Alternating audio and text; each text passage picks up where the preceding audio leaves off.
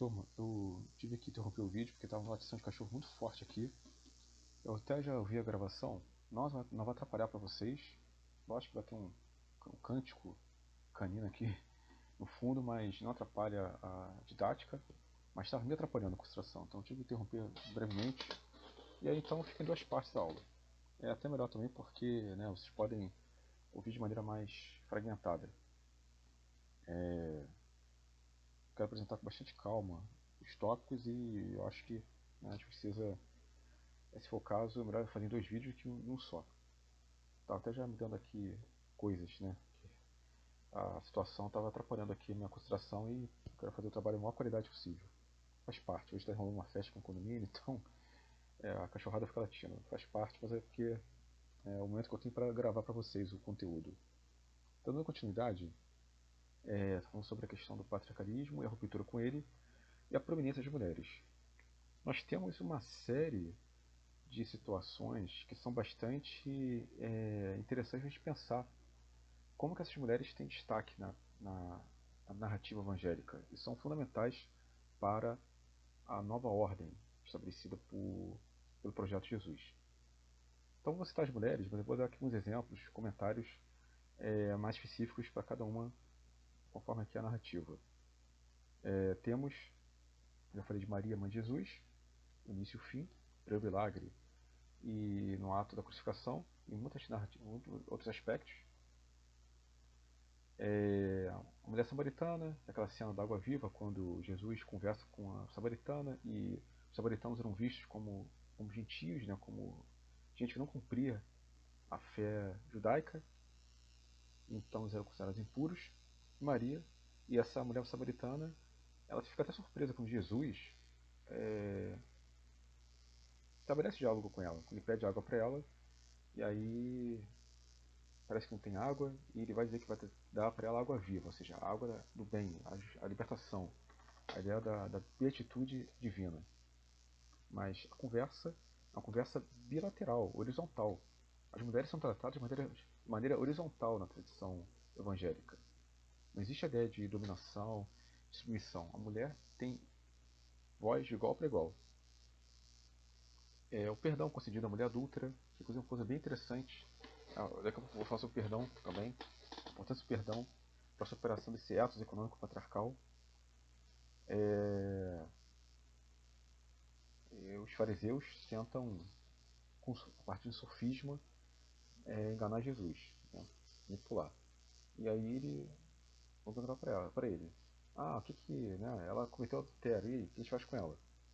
Aí Jesus fala, siga a lei mosaica. Quem tem pecado, que atire a primeira pedra. Ou seja, que também envolve até a ideia do julgamento aí. Quem é digno de julgar alguém? Que ser humano limitado, finito, que ser humano tem o poder, tem a capacidade de julgar alguém? Tem a moralidade, tem a dignidade, a capacidade. Não tem como. Ninguém pode julgar ninguém. Aqueles homens machistas, misóginos, agressivos, querem executar a adúltera com as pedradas. E Jesus vai dizer, né? Então, quem não tem pecado, que atire a primeira pedra. O que é interessante, a narrativa, é que ninguém de fato tirou uma pedra. Se fosse hoje, certamente essa mulher teria sido linchada pelos ditos cidadãos de bem, pelos fariseus, pelos hipócritas, que não tem como a gente fugir dessa leitura atualizada. Várias interpretações já foram feitas em cima disso. Ali naquela narrativa, o bem prevalece, isto é, a justiça, a caridade, a piedade. A mulher, ela é recuperada, é resgatada, no sentido moral. Ela foi agredida, mas não morreu. E toca o barco da vida. Então a gente vai dizer, vai não peques mais. Né? Que seja, a ideia é a seguinte, você cometeu o pecado, agora não vai mais pecar. Mantenha-se dentro da pureza. Mas Jesus tem autoridade para isso, porque ele tem a consciência divina. Os homens comuns. Nenhum homem comum, nenhuma pessoa comum tem direito de impedir a outra de pecar, por exemplo. É uma leitura até bastante transgressora aqui, porque o homem comum ele não tem a verdade absoluta. O homem comum não sabe o que é bom e o que é mal plenamente. Eu vou até colocar isso daqui a pouco para vocês, nesse plano moral, da ação do perdão e afins. Mas, bem, a mulher adulta é perdoada, é libertada. Já falado então da Marta e Maria, as irmãs. Maria Madalena. Inclusive é atribuída a ela o pecado. Se é uma bobagem, foi um erro histórico, e que fosse também, não interessa pra gente. Até porque se a pecadora foi perdoada, então não interessa. Até na verdade é interessante, quanto mais pecado é melhor. No sentido seguinte, de que Jesus não veio para salvar os puros, veio para salvar os pecadores, para libertar todo mundo que fazia parte da escória do mundo. Ou seja, libertar as pessoas. E hoje a gente fala sempre, por exemplo, bandido bom, bandido morto, sou cidadão de bem, não quero contato com os criminosos, seja lá o que for. Pelo contrário, é fundamental que essa ética cristã renovada tenha a capacidade de olhar para o pobre, para o oprimido, para o criminoso, para todo aquele que faz parte, né, da, dos excluídos da sociedade. E não ficar preso, preocupado com os nobres, os grandes, né, os detentores de poder. Os detentores de poder muitas vezes roubam e mandam roubar, né, matam e mandam matar. Ou seja, são aqueles que manipulam toda a estrutura do poder para que os pobres continuem sendo pobres e oprimidos, mas eles próprios não se deixam serem, digamos assim, incriminados. Essa leitura é fundamental, porque dá para perceber isso na narrativa evangélica. Os grandes do mundo, né, os grandes poderes, no caso aqui a casta sacerdotal, os homens ricos, eles manipulam a sociedade. Eles comandam a sociedade. Eles punem quem está na base da pirâmide, mas eles próprios cometem crimes muito mais graves que os pobres, do que os criminosos comuns. Né? Então temos aí uma ruptura contra esse poder hipócrita, esse poder farisaico. Né? Madalena, então, é a primeira pessoa de Jesus é citado. Isso é interessantíssimo. Isso não é à toa na narrativa. Por quê? Poderia ser um homem, poderia ser Pedro, muito próximo dele, poderia ser João, bem amado, Tiago, qualquer um. Tomé, vai saber depois, inclusive, aquela cena que ele só acredita vendo. Então Jesus, né, fala, Tomé, aqui olha, veja, toque nas minhas chagas. Aí bem-aventurados aqueles que creem sem ver. Né? Tomé só acredita vendo. Bem-aventurado é aquele que acredita sem ver. Não depende de sinais físicos, de milagres, nada disso. Mas é interessante isso. Então, nós temos outro elemento também muito importante que também retrata o caráter universal, não apenas local, nacional, da obra evangélica. A mulher Ciro-Fenícia, em Marcos 7, 24 e 30. Há uma mulher estrangeira que pede suporte de Jesus, porque a sua filhinha está doente, está morrendo. Jesus fala, e ela fala que basta uma ordem de Jesus e ela fica curada. Aí o séquito de Jesus tenta afastar a mulher. É considerada incômoda, é considerada, né, chata, digamos assim, no linguagem atual. E ela consegue desvencilhar, né, dos apóstolos e suplica a Jesus que ele salve a sua filha. Aí ele vai dizer primeiramente que ele só veio salvar as ovelhas perdidas de Israel. E ela continua insistindo. Mestre, por favor, minha filha, salve minha filha. Aí ele vai dizer que não é justo que o pão dos filhos seja dado para os cachorros, os cães. Ela vai dizer, mas às vezes os cães comem a migalha que cai da mesa, né, do pão dos filhos. Isso é interessantíssimo, porque ali ela tem a perspicácia que, sim, mesmo ela sendo estrangeira, ela pode ser também dotada da capacidade de reconhecer a obra libertadora de Jesus. Então, ou seja, e Jesus fala o seguinte, mulher, grande é a tua fé. Ou seja, é, aí existe um marco, como se a obra de Jesus não fosse apenas nacional, mas internacionalista. Não é à toa que os apóstolos vão divulgar os evangelhos para todos os cantos do mundo. Mas de maneira o quê? De maneira não inquisitória, não impositiva. Tanto que Jesus fala, se por acaso você for divulgar minha mensagem e alguém não quiser te receber, bata o pé, vira as costas e vai embora. Deixa até o pó da cidade, né, lá. Não deixa nada na cidade. Não traga nem um pó da cidade. Ou seja, fala e acabou, tudo bem. Depois Deus resolve. O que aconteceu no mundo, né? Eu quero transmitir a verdade divina, se alguém que aceitar, eu vou matar, eu vou prender, eu vou torturar, né? chamada catequese, que muitas vezes é extremamente violenta. A catequese ela mata a cultura original, ela mata as tradições dos povos originários em prol de uma verdade que é uma verdade entre outras possíveis. Né? Até porque, por que a verdade cristã é mais legítima que a verdade dos índios, de muitos povos indígenas? Por que a verdade cristã, a minha mensagem e a filosofia cristã é mais importante do que a filosofia, do que a verdade, do que a mensagem, do que a cultura dos povos africanos, digamos assim? Por aí vai. Né? Então a própria tradição posterior, medieval, moderna, até contemporânea, infelizmente ainda, ela não respeita muitas vezes a própria prédica evangélica. Você pode transmitir o discurso, pode transmitir com qualquer outro discurso. Né? Se alguém quiser ouvir, que vai ouvir. Agora não tem que ficar obrigando, tem que ficar, né, fazendo a pessoa submeter aquela lavagem cerebral, digamos assim, usando um termo mais atual. Ou seja, quem tiver que ouvir, que ouça. A ideia é essa. Quem tiver que ouvir, vai ouvir. Quem não ouvir, quiser ouvir, é direito da pessoa. E aí cabe a consciência dela julgar. Até porque, mais uma vez, a gente não pode dizer qual é a verdade maior do que as outras. Será que existe uma verdade melhor do que a outra? Né?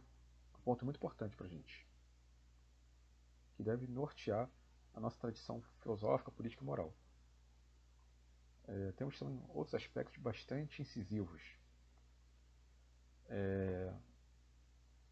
Pensar aqui, então, a ideia, eu falei das mulheres, a importância delas, isso aí é algo que tem que ficar sempre presente, tá? As mulheres são reconhecidas como pessoas racionais, espirituais, dignas, no aspecto moral, no aspecto ético, social, discursivo, são reconhecidas como interlocutoras. As mulheres não são ignorantes.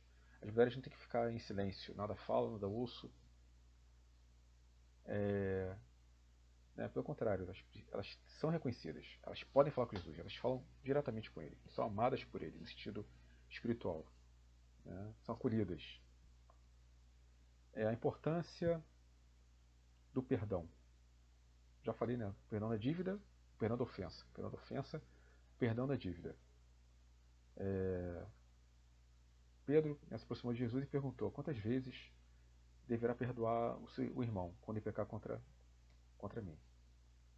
Aí até 7 vezes, Pedro pergunta, porque a tradição judaica, salvo engano, ela aceitava até 3 vezes perdoar alguém. Jesus diz então: não, eu digo você, não até 7, mas 70 vezes 7. Ou seja, uma metáfora para o infinito. Quer dizer o seguinte: o perdão tem que ser incondicional.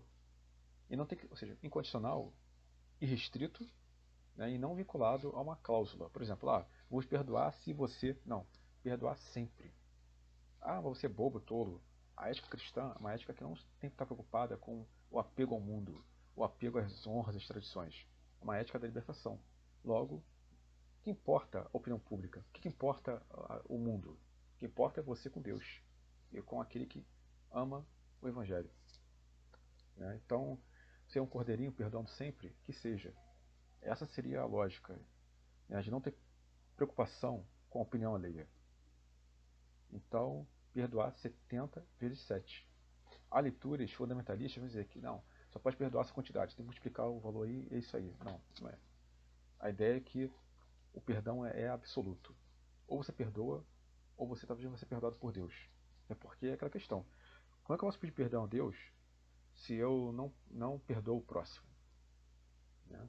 É um ponto interessante também, que a gente pode falar às vezes, no senso comum, né? Só que perdoa Deus. Blasfêmia. Blasfêmia. Porque primeiro eu não posso dizer o que Deus faz, e segundo que se eu não posso perdoar o próximo, eu não tenho esse poder de perdoar, então eu sou um ser limitado. Tudo bem, eu sou limitado sim. Né? Só que eu preciso transcender o limite, eu preciso estar sempre além. Nem que e contar com a ajuda da graça para perdoar. Lógico, gente, é muito difícil, no plano prático, um mundo complexo como o nosso, a gente tem uma vida então frugal, uma vida não econômica, não familiar. Nosso mundo é mais complexo que o mundo da época. Mas se a mensagem cristã é dita como verdade universal, absoluta, digamos assim, por que eu não vou então, né, afirmar o evangelho original? Eu vou fazer então que um evangelho meia bomba só cumpra aquilo que me convém? Que muita gente faz, né, numa leitura mais crítica. Eu só faço aquilo que dá para fazer.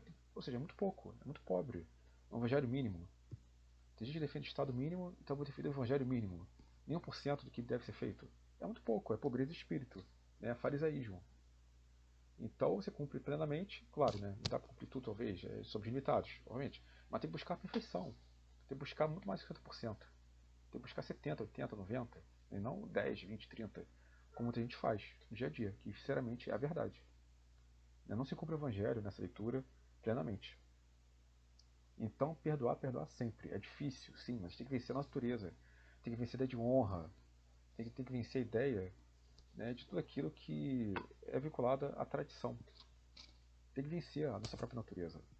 E a nossa natureza egoísta, individual, muitas vezes raivosa, ressentida, nos impede de perdoar. Mas perdoar sempre. É necessário. E não transferir para Deus esse poder, mas de nós mesmos. Então tem vários exemplos que ele vai dizer que a gente não pode levar para o julgamento. Se você pode negociar antes, conversar antes, poder perdoar antes, para que vai levar para o julgamento? Que a gente pode pensar que é uma leitura jurídica, é uma leitura espiritual. Jurídica também, claro, mas espiritual. Não vai esperar o juízo final, digamos assim, para você já se quitar suas dívidas agora. Resolve o problema agora. Não posterga, conversa. Então, a ética cristã é uma ética da tolerância, da, da conversa, do diálogo, do acolhimento.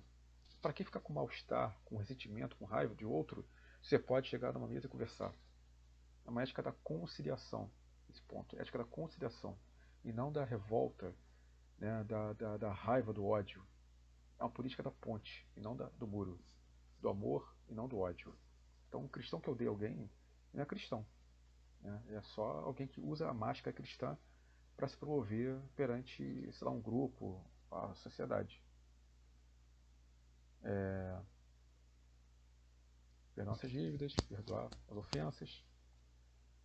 Temos também um ponto importante aqui, que é sobre então o não julgueis e não jureis. Como é que eu posso julgar alguém?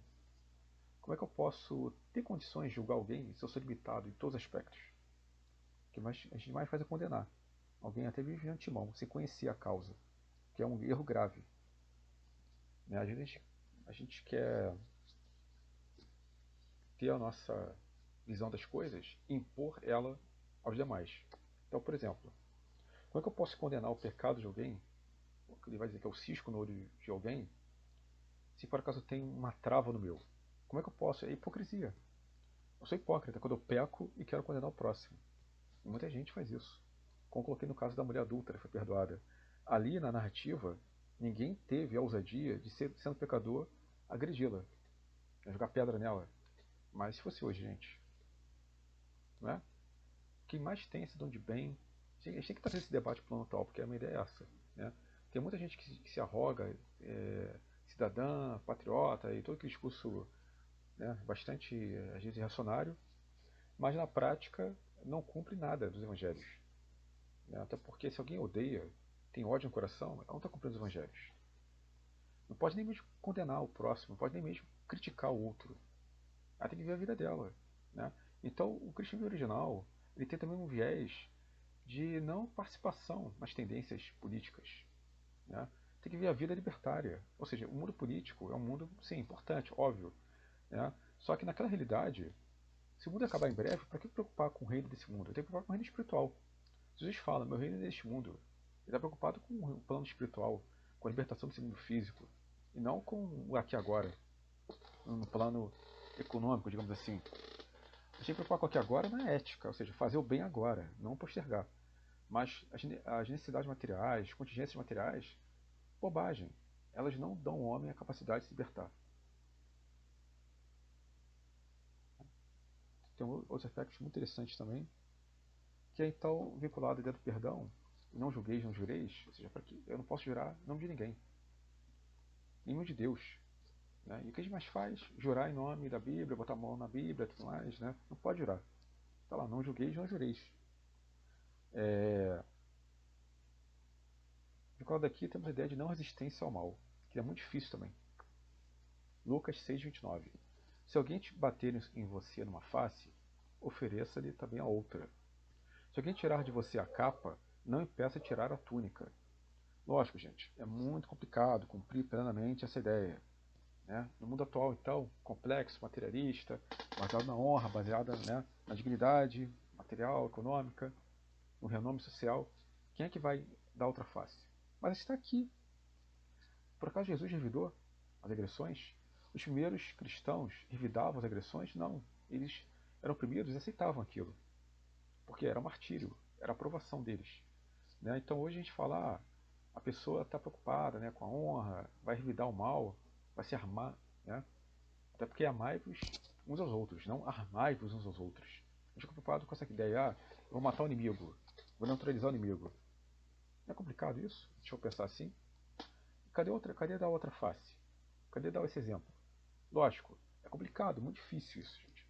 Mas a ética evangélica não é fácil. A ética evangélica é difícil. Esse é o ponto que a gente tem que analisar aqui nessa ruptura patriarcal. É muito difícil largar a família e seus preconceitos, suas tradições. É muito difícil a gente deixar de condenar alguém porque a gente acha que é o dono da verdade. É uma revolução interior. Metanoia. Transformação interior. Esse é proposto por Jesus. Tá? Então, temos ainda também uma cena quando Jesus ele é capturado pelos romanos. Então Simão Pedro puxou de uma espada e cortou a orelha direita de Malco, servo do supremo sacerdote. Jesus, porém, disse a Pedro: guarda a espada. Não devo eu beber a taça que meu pai me deu? João 18, 10, 12. Daí também tem aquela ideia de que com ferro fere, com ferro será ferido. Ou seja, quem mata pela espada será morto. É a ideia da ação e consequência. Né? Ou seja, todo ato ruim, mesmo a reação nesse caso, que seria justo, digamos assim, vai gerar também o quê? Morte. Então, ou seja, temos que cessar a ideia de ódio, de morte, reação. Não reagir nunca ao mal. É complicado isso, né? Mas, mais uma vez, a ética evangélica é uma ética da radicalidade, ou seja, e no fundo. Ela não é uma ética superficial. É uma ética que ou você vai no fundo ou não tem nada. Né? Tudo bem, mais uma vez, depende da graça, depende do apoio divino, mas é muito complicado alguém querer manter uma ética do tipo com 10% apenas, né? Só o basicão. Não tem sentido. Ou você vai ao fundo, ou você não é de fato um cristão autêntico. É apenas um sepulcro criado que acha que é virtuoso, que é honesto, mas que se pavoneia de virtude, mas é cheio de vícios. Usa essa máscara cristã para esconder os seus erros morais, seus pecados. Complicado, né? Então, ou seja, existe a tendência hoje de a gente militarizar o cristianismo, né? Tornar um cristianismo militante, militarista, bélico, como aconteceu na Idade Média, na Idade Moderna, até hoje. Erro crasso. Não é as armas que vão fazer de você ter a verdade, mas a retórica, a fé, a boa vontade. Então, ou seja, nada de armas. Ah, mas então como é que eu vou me defender? Gente, os primeiros cristãos, eles aceitavam o martírio. É complicado, realmente, né? Mais uma vez, um mundo menos complexo que o nosso. Hoje nós temos muito apego material, toda uma tradição, né, econômica, familiar, que você não vai querer abrir mão disso. O cara vai querer te agredir e vai reagir. Ok. Existe, né, obviamente, uma defesa do timós, da própria honra, da sua dignidade. Você não é um boneco, uma coisa. Mas o que se coloca aqui na mensagem original é o seguinte: se o mundo vai acabar em breve, para que eu ficar em contendas disputas? Se eu morrer no martírio, né, eu estou salvo, digamos assim.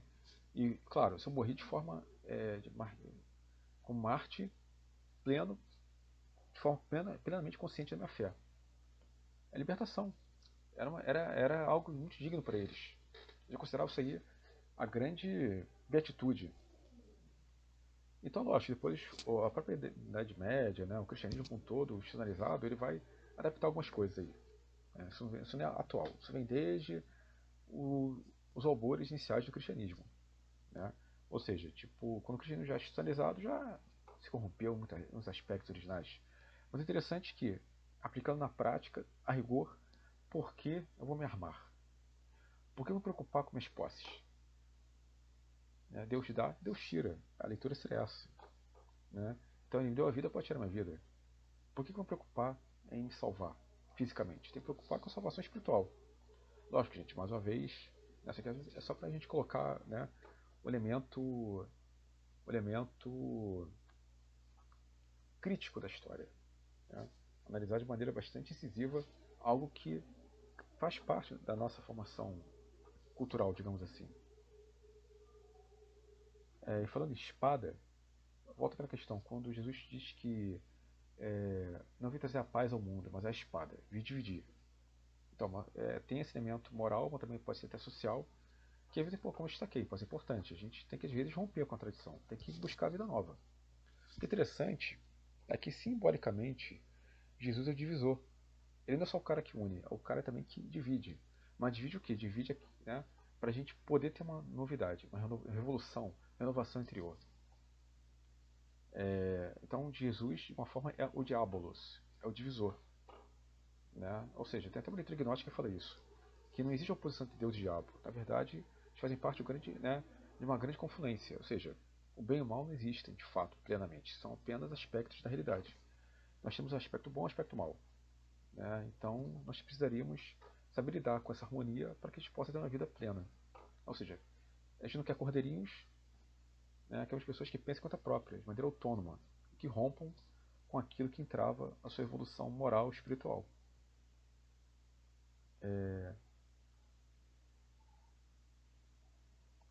Então, temos bastante aspectos interessantes sobre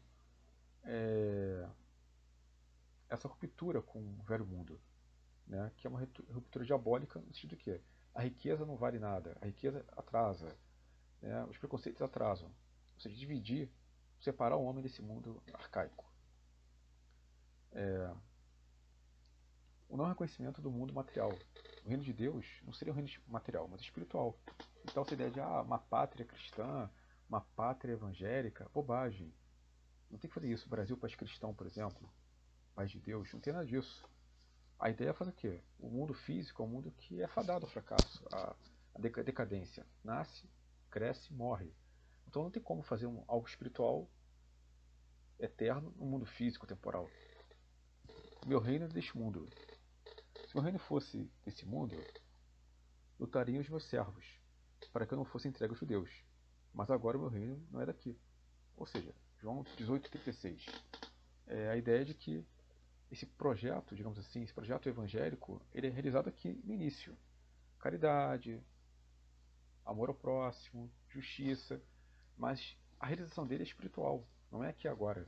O aqui agora a gente tem que fazer, claro, a prática concreta, mas ele não vai acontecer aqui, vai acontecer fora daqui. Ou até melhor, ele já acontece aqui.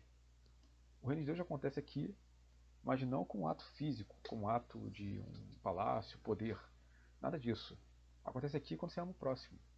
Amar o próximo é você realizar o plano de Deus, realizar o reino de Deus agora. Não é o ato físico, não é o ato, né, digamos assim, institucional, o ato organizacional, não é o plano material, não é o palácio, não é a pedra. Não é um reino feito na pedra, mas no amor. Tanto que, até em relação à caridade, tem vários exemplos que Jesus fala isso também, que fazer o bem ao próximo é fazer o bem ao próprio Jesus, ao próprio Deus. Né? Ou seja, que quando você faz o bem a alguém, está fazendo bem, na verdade, a mim. E uma filósofa francesa do século XX, Simone de Weil, vai dizer o seguinte, em relação à Eucaristia e à hóstia. Você ajudar o próximo, ajudar um pobre, necessitado, dar ele comida, remédio, alimento, é como se você estivesse dando a própria hóstia para ele. E a gente tem que ter essa visão, para quem segue o Evangelho, né, importa o seu espectro, seja ortodoxo, católico, protestante, por aí vai, né, quem segue a visão cristã tem que ver que quando faz o bem a alguém, faz um ato justo, sem querer nada em troca, ou seja, você não faz o bem pensando no paraíso, pensando em Deus te prover. Não, você faz o bem pelo próprio bem, pelo amor ao ser humano necessitado. Quando você faz o bem ao próximo, você está dando para ele a Eucaristia de fato, está fazendo a Eucaristia com ele, está dando a hóstia para ele. Porque, ou seja, é como se fosse Cristo. O Cristo em forma de alimento, Cristo em forma de roupa, que na verdade é o quê? É amor, caridade. Tá? Quem fala isso então é Simone Weil, um livro chamado Espera de Deus. Uma leitura bastante interessante, que vai inclusive ratificar depois alguns aspectos da chamada teologia de libertação. Né? Que é a ideia de a gente fazer todo ato, para quem é cristão, todo ato de bondade, justiça, caridade, honestidade é um ato cristão, porque não porque você quer se glorificar, mas porque você quer fazer o bem no mundo. Então temos aí um aspecto bem interessante também.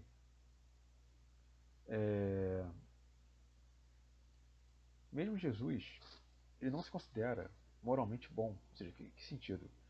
Ele mesmo não se vê como bom. Então, como eu posso dizer? Ah, eu sou um cidadão de bem. Eu sou uma pessoa boa. eu sou bom, você é mal. Primeiro, eu não posso julgar o outro. Eu não tenho poder, dignidade para julgar ninguém. Sou limitado, sou finito, né? E sou corrompido também. Então tem uma cena que é do Mateus 10:18. E pondo-se a caminho, correu para ele um homem, qual se ajoelhou diante dele e lhe perguntou: Bom mestre, que farei para herdar a vida eterna? Jesus lhe disse: Por que me chamas bom? Ninguém é bom, senão um, que é Deus. Olha aí, gente. A ética evangélica é uma ética amoral. Amoral. Ou seja, não é que seja imoral, é amoral, extramoral. Ela não se pauta em critérios de bom e de mal. Está além de bem e de mal. Ou seja, é uma ética que não julga o próximo, que não julga o que é certo e o que é errado. Uma ética que tem um caminho traçado, pautado pela ideia de fazer o bem ao próximo. O bem ao próximo é o amor ao próximo. E não de bem abstrato, um bem pré-estabelecido. O bem é o amor. O bem é amar a Deus com a si mesmo. O bem é fazer aquilo que é justo. Isso é o bem. O mal é tirar do outro aquilo que lhe pertence, aquilo que ele necessita. É agredir, odiar. Isso é o mal. Nesse aspecto a gente pode colocar. Mas como categorias absolutas, eu sou uma boa pessoa. Eu não posso falar, nunca posso falar, sou uma boa pessoa, sou um cidadão de bem, sou um temente bom, fiel a Deus. Né? Porque essa pessoa está se arrogando algo que não lhe cabe. Ela não pode se julgar. Só quem julga é Deus, digamos assim. Nós perdoamos, mas só quem julga é Deus. Então tá aí. É, ninguém é bom senão um que é Deus. Interessante isso. Né? Porque ela rompe toda ideia de narrativa pautada no certo e errado. Quem pode falar que conhece a verdade? Só quem conhece Deus. Só quem conhece a verdade está além da aparência. A verdade além da vida mundana, econômica, social, política e teológica tradicional. Tá?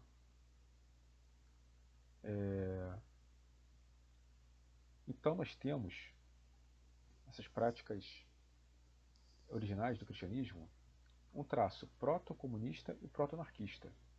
Por quê? Porque eles não valorizavam a legitimidade absoluta da propriedade privada. Se você tem algo, tem que dar para alguém, dar para o próximo, dar para o pobre. Quando as comunidades começam a se organizar, né, elas começam a criar uma espécie de fundo. Ou seja, quem tem um pouco mais, dá mais. Né? E mesmo assim, às vezes, pressupõe que você dê tudo. Vai viver comunidade. Então, quem tem que dar. Nada pode ficar guardado. Tem até aquela cena de passagem do Atos dos Apóstolos, quando Pedro fulmina com raio divino, Ananias e Safira, né? Porque eles querem guardar algo para eles. Eles tinham que dar tudo. E aí ele sabe que Pedro sabe que eles estão mentindo, escondendo, né, alguns bens, e aí eles são fulminados na hora. É assim, uma leitura, digamos assim, mítica. É interessante porque, ou seja, a ideia é que não pode mentir. Você não pode mentir, você não pode ocultar a verdade.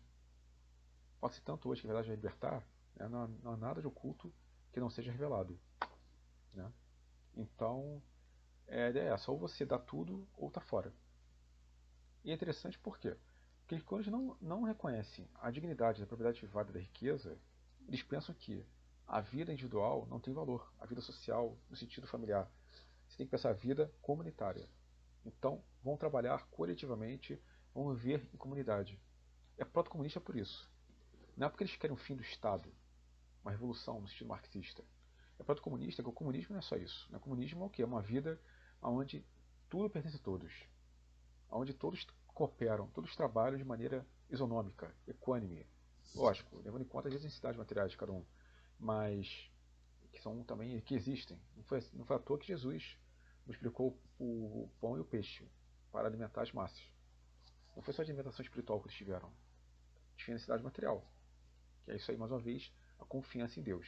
A confiança que Deus proverá. Então, o elemento proto-anarquista é a ideia de você não pensar numa uma base de vida individual, individualista narcísica, mas sempre pró-comunidade. Então tudo que é seu pertence ao todo, tem que ser compartilhado, ou seja, criado, organizado, gerenciado por todos. E proto-anarquista, eu falei ainda há pouco, O reino de Deus nesse mundo, mas o mundo espiritual. Tudo bem, o mundo espiritual é outra história, a gente não sabe exatamente, mas o mundo físico. Então Jesus não reconhece a autoridade política, a autoridade teológica, as autoridades establecidas. Estão todas afastadas da verdade. Os fariseus são mentirosos, são hipócritas. Então ele não reconhece a dignidade delas. Você pode colocar, você pode, por exemplo, quem tem autoridade para isso, pode criticar um padre? Pode. Claro que pode. Que nenhuma autoridade é absoluta. Toda autoridade é limitada e finita. Você pode criticar quem você quiser. Ah, lógico, no plano atual, né, que está falando aqui, porque agora a gente realmente sempre adapta essa mensagem evangélica para o mundo atual. Porque eu falo, a pessoa, por exemplo, não segue a caridade, não segue a justiça, não segue a honestidade, a misericórdia, o perdão, e quer criticar alguém que critica um padre, por exemplo. Bobagem. Né? Porque o que é mais importante? Respeitar a autoridade ou fazer o bem ao próximo? Tem muita gente que se arroga, né, com autoridade, mas comete barbaridades, bizarrices, né, escândalos, não segue de fato a ética cristã, ainda que fala que é cristã, que é cristão, né? Então é outro ponto muito importante também, a hipocrisia moral. Então o anarquismo, aqui, o proto-anarquismo de Jesus, aqui nessa primeira estrutura evangélica, nesse aspecto, não reconhecer a dignidade política, né? Porque muitas vezes a política o que? Ela faz o mal, essa leitura original. Ela é pautada o quê? Na ganância, na exploração pelo homem, é pautada no egoísmo, na autoglorificação. Então ele não quer isso, ele não quer o Estado glorioso, ele quer uma vida livre, uma vida evangélica, uma vida pautada pela boa nova, amor, caridade, busca pela salvação. O Estado, patriotismo, nacionalismo, tudo bobagem, porque eles afastam o homem do bem universal. O bem universal não tem país, é de todos, de todas. Não tem gênero também, não tem sexo. O bem universal é um bem que não pode ser comprado, não pode ser fixado num país, num governo, no poder político. Então, assim como Jesus nega a vida econômica, também ele nega a vida política. Ele não reconhece esse mundo, a lógica desse mundo. Não reconhece a dignidade política do mundo. Claro, não é para você ficar revoltado, não é para você ser cínico e ficar questionando todo mundo, não é isso. Mas no sentido de que a minha vida plena, minha vida espiritual, ela não depende das autoridades. Né? Tanto que quando ele coloca não julgueis, não jureis, também é isso. É você não levar alguém para o tribunal, não aceitar que as contendas sejam resolvidas pelo aparato do poder. É uma vida sem poder. Ou seja, dos pobres, aqueles que estão fora da sociedade, a periferia da sociedade. E tem esse elemento amoral. Não é à toa que ele coloca as crianças como paradigma. De minhas crianças, pois dela o reino de Deus. Ou seja, a criança é pura, inocente, ela não tem discernimento de certo, errado, bem e mal. Ela perdoa fácil. Ela briga com o amiguinho e depois está lá, está tudo certo. Lembra até uma frase de Heráclito, que tempo é criança brincando, reinado de criança. Ou seja, que o tempo resolve as contradições. Né? Então a criança é o que? É um espírito lúdico o tempo todo. E isso, minha analogia, está no presente do Evangelho. Uma alegria de viver. Tanto que, por exemplo, a vida de minhas crianças. As crianças são alegres, elas não são tristes. Elas são espontâneas. Elas não são presas às tradições, às amarras sociais, às convenções. Ou seja, o pessoal fala que Jesus era sério, sisudo, bobagem. Como é que a criança vai se aproximar de alguém que, por exemplo, é uma pessoa carrancuda, uma pessoa chata? A criança gosta de alegria, de viver, de vida. Então, esse ponto também é interessante para a gente pensar. Né? A imagem de Jesus como alguém alegre, alguém amoroso, acolhedor. Não alguém que afastasse. Pelo contrário, ela aproxima. O amor aproxima. O ódio afasta. Né? A alegria aproxima. O ressentimento, né? A irascibilidade afasta. Então a ideia central é essa, a gente pensar é, como que esse cristianismo original ele propõe a abolição da propriedade privada, a comunitarização e divisão dos bens de forma igualitária, atendimento das necessidades humanas de acordo com a necessidade e não pelas posses, a simplicidade do consumo de bens, a frugalidade, de acreditar que Deus vai prover, não guarde, as coisas vão acontecer. Então a erradicação da divisão social das pessoas. Não tem mais estrangeiro, gentio, judeu, cristão, não tem mais homem e mulher, somos todos iguais, todos irmãos. Então é uma fraternidade absolutamente horizontal e isonômica. Eu coloquei aqui uma frase de Tolstói, que fala o seguinte: você olha o mendigo como refúgio da sociedade, enquanto o homem rico é que deveria ser olhado assim. É o rico que oprime você e o arrasta aos tribunais. É um documento de Tolstói chamado Minha Religião. Está até disponível aí no mercado, nas editoras e tudo mais. É interessante porque, ou seja, ele faz uma análise bastante concreta da miséria social. Então nós temos a tendência de glorificar o nobre, o rico, o poderoso. Muitas vezes essa pessoa é totalmente tem uma vida extremamente anticristã, violenta, agressiva. Enquanto o pobre, o oprimido, ele está à margem da sociedade. Enquanto ele, na verdade, vive o evangelho. Não é à toa que na parábola do Lázaro e o homem rico, o homem rico está no inferno e Lázaro no paraíso. Ele nada teve em vida, nada teve e agora tudo tem. Quem tudo tem, nada terá. Né? Os últimos serão os primeiros. Então, a escória social, ela vai ser, digamos assim, a herdeira do reino de Deus. Porque ela não tem o respeito social, porque ela é o tempo todo oprimida, o tempo todo ela serve de refúgio à sociedade. Enquanto os grandes se autoglorificam, mas são sepulcros caiados, como já destaquei antes. Né? Então, outro ponto interessante também para a gente colocar. A ideia de que a honra material é nada, é pó. Tudo que é construído no concreto, tudo que é construído em base material, econômica, social, um dia vai cair. Então o que vale é o espírito. Né? Então, gente, eu vou terminando por aqui. E claro, né, com as dúvidas que surgirem, vocês podem tirar comigo e a gente vai continuar essa leitura posteriormente. Na próxima aula eu vou falar sobre Renascimento, Humanismo e um pouquinho sobre a Idade Média, para a gente poder entender como que esse percurso vai de uma forma, o percurso cristão original, ele vai ser adaptado ao longo das eras e vai surgir uma nova forma de pensar que vai tentar conciliar o cristianismo original com a prática do mundo romano, criando um híbrido, que é o catolicismo, a própria igreja ortodoxa, e depois também, por mais que exista uma tentativa de renovar o cristianismo, a própria igreja protestante também, em suas várias matrizes, também vão, de uma forma, ratificar esse projeto material.